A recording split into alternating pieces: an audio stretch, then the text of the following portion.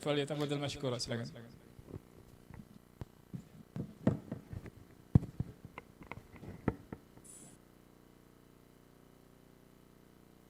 Bismillahirrahmanirrahim. Assalamualaikum warahmatullahi wabarakatuh.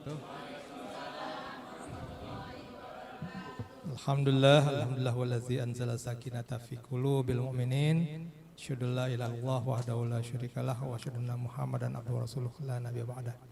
Pantun dulu ya. Pagi-pagi sarapan bihun. Minumnya cincau dikasih es. Bulan ini Jakarta ulang tahun. Semoga kedepannya gubernurnya dari PKS. Nah, coba kalau gubernur ke PKS nggak kejadian tuh, kita perjuangkan ya. Memang tadi yang disebutkan atau diceritakan oleh Pak Haji Firman ya, tentang kalau ulang tahun Jakarta terus di Kota Tua gitu, yang disorot itu benteng-benteng VOC gitu-gitu ya. Padahal kan bukan VOC yang mendirikan Jakarta, emang siapa ya? Orang Islam, ulama gitu ya, itu yang ditutup-tutupi ya. Mudah-mudahan kalau PKS gubernurnya beres deh itu semua ya. Kita kembalikan ke asolahnya gitu ya, ke asalnya seperti apa. Satu lagi nih, ada ini lagi nih, pantun. Siang-siang makannya keju, minumnya teh tawar segelas. Semoga Jakarta tambah maju dan warganya makin naik kelas. Ya, alhamdulillah. Yang saya hormati Bapak Haji Firman Haris, Ketua Yayasan Kota Tua, juga seorang sejarawan ya. Saya mengenal beliau sejak terpilih jadi anggota legislatif dibawa sama Mbak Eti ya. Mbak Eti harusnya di ini juga nih, diundang juga. Ya, so. Kemudian Pak Haji Madali, ya, calon anggota DPD dari Jakarta Timur ya, dari Jakarta gitu ya, Jakarta. Dan mudah-mudahan juga beliau akan memperjuangkan nih apa-apa yang menjadi tadi cita-cita dari warga Jakarta, terutama umat Islam sebenarnya. Ya, ini Jakarta ini kota Muslim ya, tapi kok jadinya jadi kota Belanda jadi gitu ya. Ustadz Bukhari sebagai seorang juga sejarawan, ya, pemerhati Jakarta, bukan hanya pemerhati ya, beliau juga banyak menulis juga sebenarnya kalau kita lihat di Instagram di mana gitu ya. Tutur juga berarti ya. Apa istilah kalau di Betawi kalau orang yang suka dongeng cerita ya. Sahibul Hikayat ya. Kemudian tadi ada Ustadz Al-Fikri, ada Ustadz lagi gitu di atas. Ada Ustadz Agus Sadat, ini adalah ketua dari Bedok Latih. Ya. Bedok Latih itu adalah ya tadi ya pelestari budaya juga ya, dari Betawi, Cakung dengan goloknya dan segala macam hal yang berkaitan dengan kebudayaan, dan semua ya bapak-bapak, ibu-ibu yang tidak dapat saya sebutkan namanya satu persatu dengan tidak mengurangi hormat. Jadi saya disuruh cerita Jakarta kapan? Ini besok. Jadi intinya gini ya, tadi sudah diceritakan tentang latar belakangnya, ya, bagaimana kita melihat ulang tahun Jakarta ini dari sisi yang lebih fundamental, lebih hakiki. Kita ini Jakarta, warga Jakarta. Ya. Nah, seperti apa? Tadi sudah dijelaskan bahwa sebenarnya ini akarnya atau leluhur kita itu adalah orang-orang yang mulia, ya, orang-orang yang dekat dengan Tuhannya, Allah, orang-orang yang Muslim lah, kira-kira seperti itu. Ya. Tapi kemudian ada seperti pemutarbalikan sejarah lah seperti itu. Ya. Nah kemudian sekarang saya bicara sebagai dalam kapasitas sebagai anggota DPRD, ya, DPRD DKI Jakarta yang memang sekarang ini di depan ini seperti apa Jakarta yang sekarang. Tahun ini Jakarta ulang tahun kapan? Kemarin ya, 22 Juni 2023 itu 496. Tahun depan ketika kita ulang tahun Jakarta, itu Jakarta udah bukan ibu kota. Nah, gitu. Jadi kemarin ini terakhir kita merayakan, memperingati hari ulang tahun ibu kota Jakarta. Tahun depan nggak bisa disebut ibu kota karena sudah pindah. Pindahnya kemana? Kalimantan Timur ya. Ini banyak perdebatan bagaimana pindah, kenapa pindah. Sebenarnya ada filmnya tapi nanti aja deh ya, kayaknya nggak sempat, nanti kalau misalnya sempat aja ya. Tapi intinya gini, salah satu argumen atau alasan yang disampaikan oleh pemerintah dalam hal ini, bahwa memang kota Jakarta tidak bisa menampung lagi penduduk dan persoalan yang lainnya. Ya. Kalau mau di ini boleh juga sih ya. Oke, kita nonton aja dulu sebentar biar tahu latar belakangnya. Ya. Silakan Mbak. Kota negara dan pusat pemerintahan bakal resmi nih dipindah ke Kalimantan. Dari awal, ya. Ini film mungkin 3 menit. Nah ini cikal bakal ya, Kalimantan. Udah nggak apa-apa.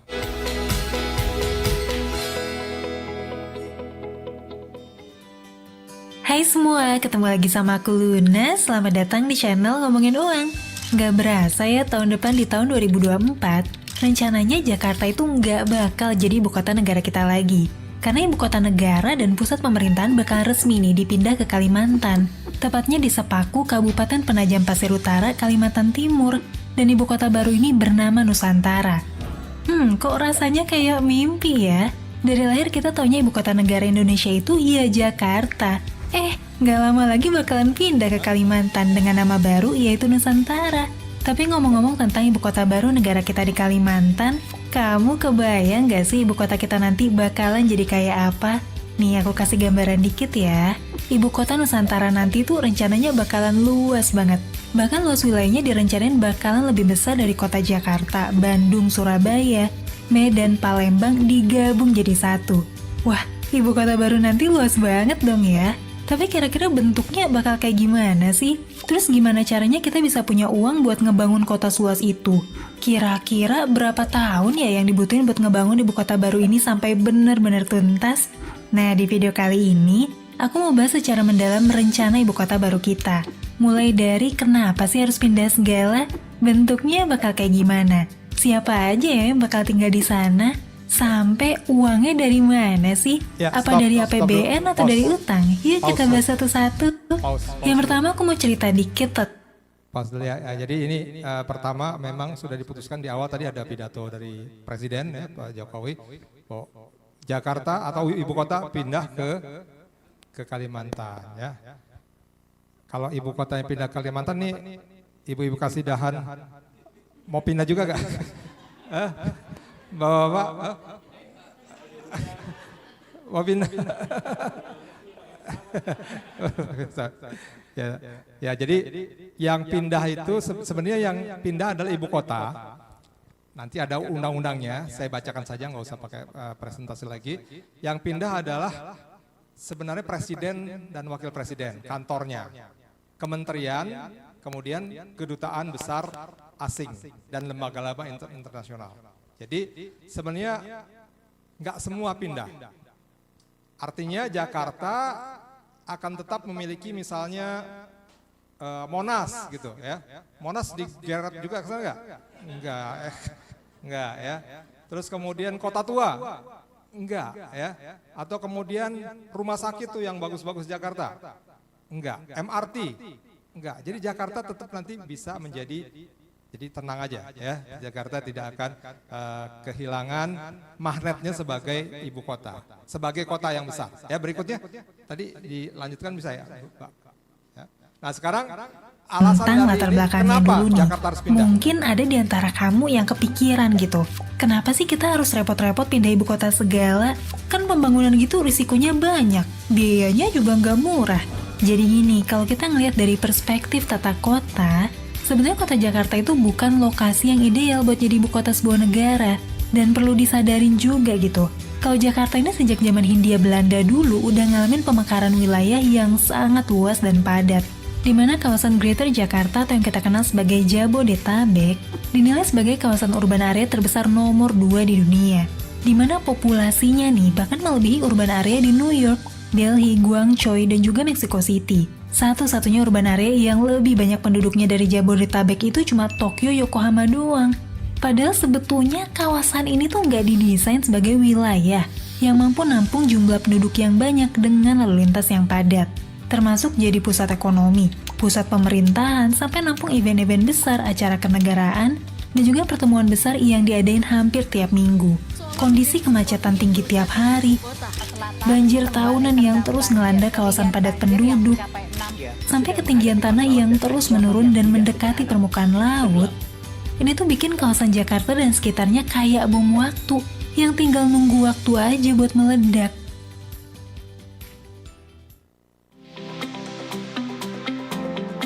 Kota Jakarta dan sekitarnya emang tumbuh organik nih, apa adanya tanpa perencanaan terpusat. Makanya fungsi kota dan pemekarannya juga jadi campur-campur. Mulai dari pusat jalur perdagangan, pusat pemerintahan, kawasan perkantoran, kawasan pabrik jadi destinasi wisata, sampai kawasan pemukiman warga juga. Beda banget nih sama banyak kota dan negara lain yang emang dibangun dengan perencanaan dan tujuan yang spesifik. Misalnya Shenzhen yang dirancang sebagai pusat bisnis dan perdagangan, Washington dan Canberra yang dirancang jadi pusat pemerintahan, Silicon Valley di San Francisco yang dirancang sebagai pusat perkembangan teknologi digital, Hollywood yang dirancang sebagai kota industri perfilman, dan lain-lain. Nah, makanya, pemindahan ibu kota ini tuh bisa jadi keputusan yang tepat buat ngurangin beban kawasan Jakarta yang selama ini tuh udah padat banget dengan berbagai fungsi yang campur aduk. Dan ini tuh juga bisa jadi kesempatan bagus supaya negara kita bisa punya ibu kota negara yang dirancang dengan ilmu perencana tata kota paling terupdate. Ya, sekaligus difungsiin sesuai sama tujuannya sebagai jadi demikian alasan yang sudah dibuat oleh banyak lembaga ini juga ya. Jadi memang kalau kita lihat Jakartanya sendiri, ini kalau alasan tadi memang sudah tidak sanggup lagi menampung perkembangan sebuah ibu kota nanti. Karena di Jakarta juga pusat pemerintahan, di Jakarta pusat bisnis, di Jakarta juga ada pemukiman, di Jakarta ada pariwisata, bahkan di Jakarta tadi ada situs-situs sejarah yang perlu kita kembangkan. Sehingga kemudian diputuskan Jakarta atau ibu kota pindah ke Kalimantan. Secara kalau dipandang dari segi ini saja, memang seharusnya Jakarta di ibu kota pindah ya. Tapi sebenarnya ada masalah lain, misalnya tentang keuangan, tentang apakah daya dukung di Kalimantan itu cukup dan lain-lain, itu masalah lain. Kalau dijumlahkan memang akhirnya kesimpulannya sebaiknya tidak pindah sekarang, sebaiknya gitu. Tapi keputusan politik sudah menetapkan bahwa akan pindah. Tahun depan Jakarta udah bukan ibu kota. Tapi untuk saya pribadi ya, saya melihat kalau dari kacamata Jakarta, sebagai warga Jakarta, itu memang lebih baik Jakarta bukan ibu kota. Gitu, ya. Sehingga tadi ada fungsi-fungsi yang tidak perlu, pertama itu ya, tidak perlu ditanggung oleh Jakarta. Misalnya dia sebagai pusat pemerintahan, pusat bisnis, harus kemudian pembangunan segala macam, orang semua masuk sini. Ketika COVID, yang paling parah kan Jakarta itu karena banyak orang yang datang ke sini. Ya. Kalau bukan ibu kota, enggak, ya, itu akan turun, ya, akan lebih mudah untuk mengamankannya. Kemudian yang kedua, secara politik, ketika Jakarta menjadi ibu kota, keputusan itu si gubernur nggak bisa sembarangan, nggak bisa sekeinginan warga Jakarta, gitu ya. Dia harus dengan izin dari pusat. Misalnya tadi tentang apakah yang dibesarkan VOC-nya atau sejarah Jakartanya, itu enggak cuma gubernur aja yang punya ini, tapi presiden akan cawe-cawe gitu. Cawe-cawe itu istilah yang lain, sekarang cawe-cawe maksudnya apa ya? Ya. Campur tangan gitu ya. Nah, kalau bukan ibu kota lagi, maka insya Allah udah lebih bebas ya. Nah, sehingga secara pribadi sebenarnya saya lebih suka kalau misalnya ibu kota tidak lagi di Jakarta, Jakarta bisa bebenah lagi. Jadi ada pegawai negeri yang di pemerintahan pusat itu akan pindah semua ke sana. Walaupun ada banyak yang katanya nggak mau pindah, akhirnya dia ngelamar jadi PNS, Pemda. Kalau Pemda enggak ya, tetap di sini. Nah, sehingga kemudian tadi masalah banjir, masalah kemacetan itu bisa tertangani, termasuk masalah tadi kan tadi ada Padrau ya, Padrau Pasarti. Nah, ini kita bisa benahi lagi tuh. Situs-situs sejarah Jakarta yang memang asli Jakarta itu kita bisa benahi lagi karena akan lebih kosong ya, karena gedung-gedung pemerintahan itu semua pindah ke sana ya. Yang di sini gedungnya sih nggak dipindahin. Gedungnya jadi kosong ya akan disewakan kepada yang lain atau kemudian bisa dimanfaatkan menjadi misalnya museum gitu bisa ya atau kemudian menjadi sekolah dan lain-lain. Jadi sekretariat PKS tergantung presiden. Nah jadi itu kalau tadi disuruh cerita tentang Jakarta esok ya. Saya kira saya optimis ya bahwa Jakarta esok ketika ibu kota sudah pindah justru lebih longgar, lebih mudah atau lebih ringan untuk sedikit lebih ringan sih ya, enggak terus ringan banget gitu ya, untuk bisa membenahinya sehingga bisa menjadi Jakarta kota yang aman, kota yang nyaman, kota yang tadi warganya naik kelas dan terutama adalah kota yang religius. Kota yang memang mempunyai jati diri sebagai seorang muslim ya, sebagaimana dicita-citakan oleh pendirinya ya, Fatahillah atau Falatehan atau namanya siapa ya, yang mana itu ini kan kita partai Islam nih, PKS, partai Islam, partai dakwah ya, tentu saja sangat mendukung hal tersebut. Ya mungkin itu yang dapat saya sampaikan. Saya kembalikan ke moderator. Assalamualaikum warahmatullahi wabarakatuh. Waalaikumsalam warahmatullahi wabarakatuh. Luar biasa ya. Jadi kita nih siap-siap pindah nih Ustaz nih sana. Saya sih nggak pindah, saya kan Dewan sini Jakarta. Gitu ya, baik. Antum ya. pindah. Ya sebenarnya kalau saya sendiri nggak setuju ya. Nanti kita bisa saja ya berdiskusi karena memang